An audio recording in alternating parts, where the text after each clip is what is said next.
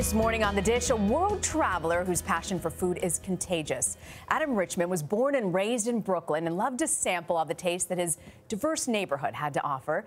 And he did the same when he headed off to Emory University in Atlanta, actually keeping a food journal of his favorite spots across the Southeast. He worked in a variety of restaurant jobs, later attended the Yale School of Drama, and then managed to combine all of those interests, food, travel, performing, into a thriving TV career.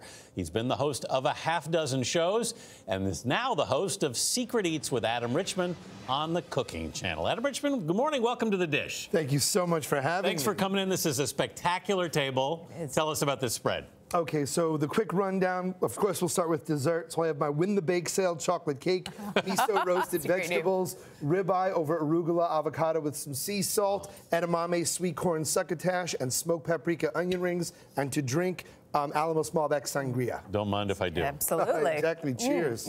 Welcome. Best way to start the day. It sure is. So we mentioned you kept a cooking journal, a food journal, when you were in college. It was really kind of random. I had a bad breakup. I bought one of those blank moleskin books to write sort of that cheesy black turtleneck, clove-smoking college breakup poetry. And I would often go for drives in Atlanta, and I found this place, and I began writing about the meal, and all those feelings came out sort of organically. Yeah. And I think that I realized that food could be the point of departure to explore my feelings, Atlanta, the atmosphere in the world around me. And so that's how the food journal began. And then it sort of grew because I wanted to find places to take dates that all the other guys with dirty white baseball caps weren't taking their dates. Very shrewd. And it built. And then as I did regional theater after Yale, I began to augment the journal, and it really helped with my Man vs. Food audition. So how does a guy go from Yale to doing all this?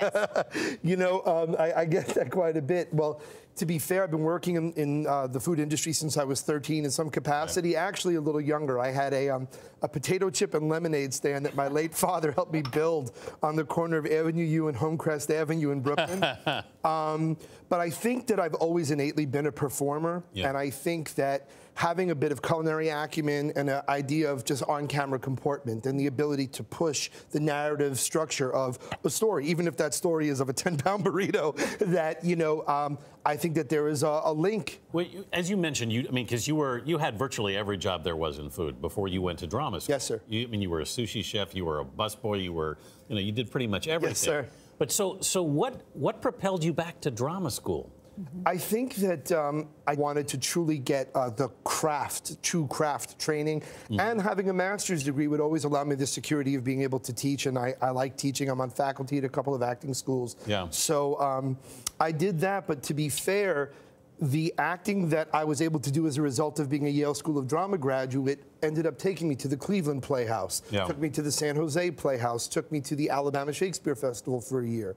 So suddenly you're trying burgoo and chow chow and gooey butter cake in St. Louis and Emo's Pizza and toasted ravioli, and you're going to restaurants like Original Joe's in San Jose. So then when I finally auditioned for Man vs. Food in late 2008, I'm not just a kid whose only purview is Brooklyn.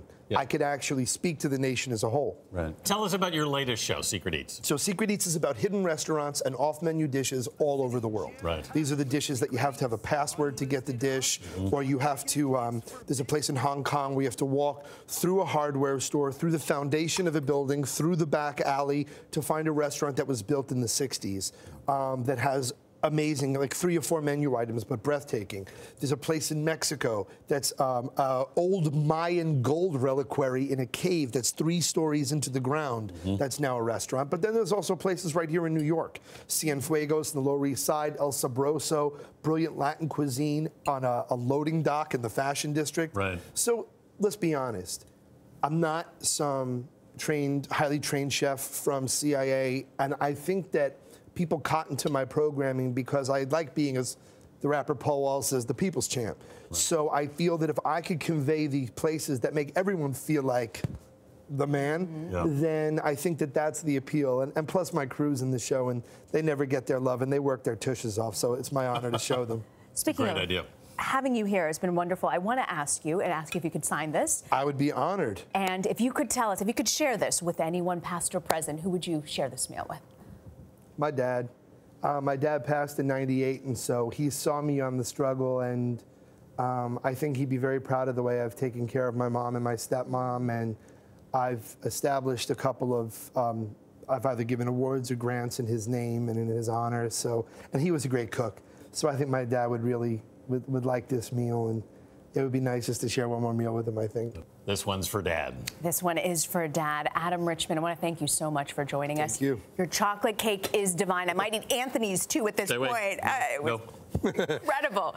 And for more on Adam Richman and the dish, please head to our website, cbsthismorning.com.